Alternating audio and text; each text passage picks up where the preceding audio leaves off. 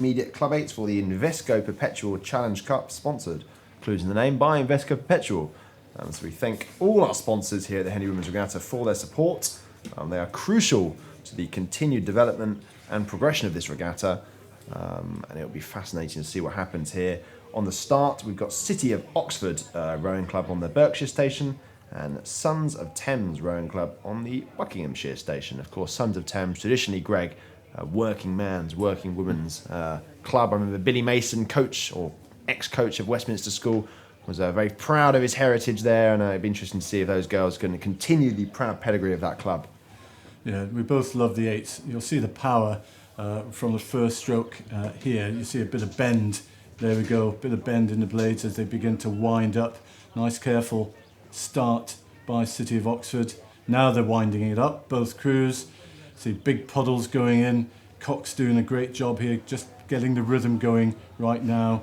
Both good starts, bit of splashing around, but they're now beginning to get into their rhythm, and both crews looking pretty good actually. I think probably a little more aggressive from the City of Oxford crew. It is important to be aggressive at the start, and there we go, the drone shots giving us an unrivaled perspective on the racing, and I think it is City of Oxford who have just nudged their bows ahead in these opening exchanges as they rode past the iconic Temple Island, and they come out of that shelter that the island provides, and they're going to be hit by probably a buffet of wind. It is the City of Oxford who have nudged their bows ahead of probably around half a length now as they come down the course. Actually pretty impressive rowing from both of these crews. The standard is increasing every single year here at the Henley Women's Regatta. It really is a world-class event, as Greg says. And I think City of Oxford continuing to establish their authority on this race, and every stroke they seem to be just taking a millimetre out of Sons of Thames, and I think they are continuing to move away. Yeah, and an interesting shot there. You can just see the City of Oxford in the middle of the boat. They've got two oarswomen who've got the blades on the same side. Can you just spot that? It's got a bucket or tandem, and some coaches put that in because the balance of the boat works better. They can get better speed on that. Some coaches, some of the old school coaches, say that it's a bit of a cheat and you only do it if you're not doing very well, but it's well established now. So well done, Sons of Thames. They've come right back at City of Oxford, haven't they? And having a really big push to get back on level. So what City of Oxford would have wanted to have done would have got that open water before they get to the enclosures here, so they're going to have another push. It's so important, it's so mentally important to get that break of water. Again, I keep talking about relaxing, and you can't relax until you've got that. So as you see there, City of Oxford put in another push just to try and get that length plus lead, and it looks, Tom, as though they've just about got it now. I have to show you the camera shots are certainly being very complimentary to City of Oxford as they row down the course. They looked like the more aggressive of the two crews, really catching it out front and driving it on. And actually, if I look at the two crews and the synchronicity of their blades, I think it is the City of Oxford, the leading crew at the moment, who are the more timed up crew. I think that's probably the best way of phrasing it. And they're just really, really struggling at the moment to get that clear water. But once they get that clear water, it's not quite race decided, but as Greg says, they can sit back a little bit more and enjoy and watch for any move that Sons of Thames might make. But I think City of Oxford just about a length up now on the Sons of Thames, and they'll be looking to establish clear water in the second half of the course. Yeah, Coxes are working quite hard just to keep both their crews motivated. The steering will by now just be done subconsciously, and they'll just be trying to motivate the crews. You can see there Sons of Thames really digging the blade and trying really hard to get back, and probably trying too hard, and therefore the actual blade work's not quite as smooth. And we're back to the start for this intermediate Club 8s, and on the near side to us we've got Tideway Scullers School on the Berkshire station, and City of Bristol this time, Tom, on the Buckinghamshire station. Yeah, another great match-up here. In the Club 8s, the Invesco Perpetual Challenge Cup, sponsored by Invesco Perpetual.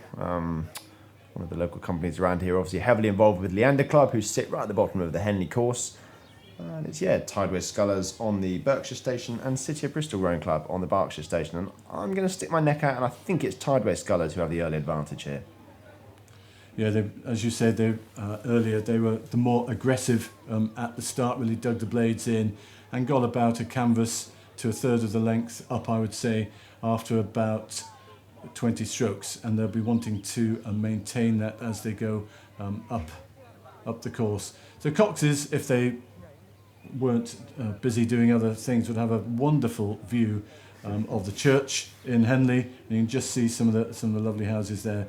They won't be looking at it too much, of course. They're concentrating on keeping the ladies motivated and rowing. So there you go, Tideway Scullers now got open water and rowing relatively neatly, and the more relaxed of the two crews, City of Bristol, trying to get back on terms, trying to dig it in. But they're actually, Tom, they're much shorter in terms of their length of the blade in the water, the amount of time that the blade spends in the water, and it is actually Tideway Scullers School who are better. Now, I think you're absolutely right. Scullers make good rowers, and often, actually, those people who have started rowing when they get into a sculling boat find that very difficult, and you would imagine that all of these ladies have been in the single sculls, double sculls, quads before they went into the sweep. And it's certainly the Tideway Scullers that are looking both the stronger and the neater as they approach the enclosures. Yeah, just coming into the second half of this race, and obviously Scullers established a dominant lead pretty early in the race, and any crew who dispatched their opposition with such ease so early in the race, because as I say, there must be 2 or 3 lengths up now on the crew from the City of Bristol. You've got to watch out for them in the last stages of this race. And actually watching the girls from Tideway Scullers, they do row very well together, nicely in at the catch, and, dropping it out at the finish again. And their body leans together, their swing backs together, their legs are going down together, which is all important in rowing. If in doubt, just do it. Even if you're doing it wrong, just do it together in rowing. I think these girls are a product of that. Certainly they're doing it right and they're doing it together. So doubly effective, and it's proving so here on the Henley Women's Regatta course. They're just coming past our commentary booth, and they are comfortably ahead of the City of Bristol. That's got to be what, Greg? What do you think? 4 lengths now? Yeah, at least 4 lengths now. And we keep saying it, they're looking beautifully relaxed and rowing terrifically. It's lovely to see. Yeah, I think we'll just head back to the start. I think that one's sewn up by Tideway Scullers. We'll head back to the start now. The next race is underway in the Club 8s between... We're just waiting for the camera. There you go. Next race is underway between Agecraft Rowing Club on the Berkshire Station and Can Bridgian on the Buck Station. So another heat of the Club 8s, the Invesco Perpetual Challenge Cup. I think it's probably Can Bridgian who have the slight advantage early on, but as they come down past Temple Island, it's actually pretty difficult to tell. Maybe I've called that wrong. It might even be Agecraft, but maybe that gives you an idea of how close this race is at this stage. I think it's perhaps Agecraft. Ooh, looks like it's changing quite regularly here. We probably need the drone as a bit of authority on this. No, I think I was right first time around. It is Can Bridgian with a slight advantage. I apologise for that. Divvying between my bets. Can Bridgian with a slight advantage, maybe a third of a length here as they come down. About 400 metres gone. Looks like it could be quite a race, Greg. Yeah, this is much better, isn't it, in terms of those of us who are watching. Agecraft are back with them, and they've put in a push to make sure that they are not going to lose touch with them, and they really want to, if they could, eyeball the opposite man or opposite woman in the other boat. That's exactly what they'll want to do. So the Cocks will be working hard now to get Agecraft back on terms so that they can have a really good go at each other in the mid part of the race. Yeah, absolutely. So they look pretty level at the moment, Tom, both rowing really well and strongly, and it's going to be difficult as they get to the end, because both crews will be getting tired.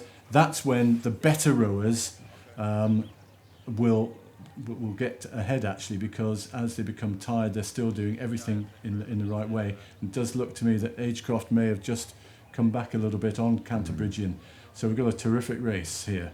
Yeah, fantastic race developing, and it's always good to see close racing on the course. It makes for much more of a spectacle for all those on the bank, and you get a much louder wall of noise as they come into the enclosures, which of course these two crews are doing now, just approaching the halfway stage in our third heat of the Club 8s. And there's the first shouts going up on the bank here. Both crews well supported, of course. Can Bridgian on the Buck station and Agecraft on the Berkshire station. And at the moment, it does look like Agecraft have stolen back that initiative. I think they're probably around a third of a length, perhaps half a length up. So a really strong second quartile from Agecraft. And there we go, we've got a bang on shot from the tower. That's a half a length, I think, to Agecraft. So impressive stuff from those girls. They really consolidated that through the middle half. They haven't paid any attention to their slightly slower start, and they've kept their heads in the boat. They've listened to their cocks and trusted their cocks. I think they're probably half a length up and looking like the crew in form now, Greg. Yeah, I think that was a terrific push that the cocks called, just probably at the right time. They'd settled down, both crews had settled down. They were just about a third of the length down. The cocks called it absolutely at the right time. They didn't increase the rate. I think they just pushed down with the legs a lot more. And there's nothing better than feeling the difference when you do that. When the cocks calls for a push, all eight pushing down a lot harder, and you begin to creep ahead, and you just mentally feel so much better. And that's exactly what happened with Agecraft now. But I tell you what, Can Bridgian are not letting them go. They're still trying to stick with them. But from here, it's definitely Agecraft looking the neater of the two rows. Can Bridgian trying almost too hard. And their boat speed will suffer because of that. So we've got Agecraft there, as you can see, about half a length now, if not a little bit more. And I think they're probably going to go away from Can Bridgian as we get into the later stages. Well, let's see what the fitness of both of the crews are. Yeah, I think it certainly is going to be Agecraft who continue to move away. Certainly, I think you're right, Greg. It is going to be the technically more astute of the two crews who are going to profit in the latter half of the course. Obviously, when the lactic acid sets in the legs and the going gets tough, it is often the crew who row better, more efficiently, and take more meterage out of every stroke who often move through in the second half. And I think that's certainly playing out here on the Henley Women's Regatta course. It is Agecraft who, I think, barring a disaster, are going to take this race. I think they're about a length up now, so fairly comfortable. So maybe we'll head back down to the start to see what's going on down there. The next race is underway, our final heat of the Club 8s. It's Grosvenor on the Berkshire station and Staines on the Buckinghamshire station. Nice to see the drone back in action, phenomenal shots. And it is Grosvenor Rowing Club Chester who've established the early lead here. I think they are already out to around a length. Yeah, it's a terrific start by Grosvenor. They've got a great pedigree up in Chester. Then there's a few clubs up there, terrific competition up there. And they've taken this race by the horns, haven't they? They're a length up now. Staines, of course, brilliant junior section, and a lot of their younger rowers now going into the senior section, and they've got produced a lot of good crews. Some terrific coaching goes on at Staines as well. But in this particular race, it's Grosvenor who've come down from Chester, who have got almost a length lead and really trying to stretch it out now. Cox will be delighted with that start, and just telling them just to relax, sit tall. I bet you there's about 3 calls of sit up already, just to make sure that they keep that rhythm going. And with every stroke at the moment, they're taking 6 inches away from Staines. Absolutely. I think what we've seen so far in the racing is that an early start or a good start is by no means a guarantee of success. We have seen crews row through the middle of the course and take back the lead. So Grosvenor will have to be on their game throughout the course. They'll have to stay controlled. I mean, they've got a fairly comfortable lead here. They're just about broken clear of Staines.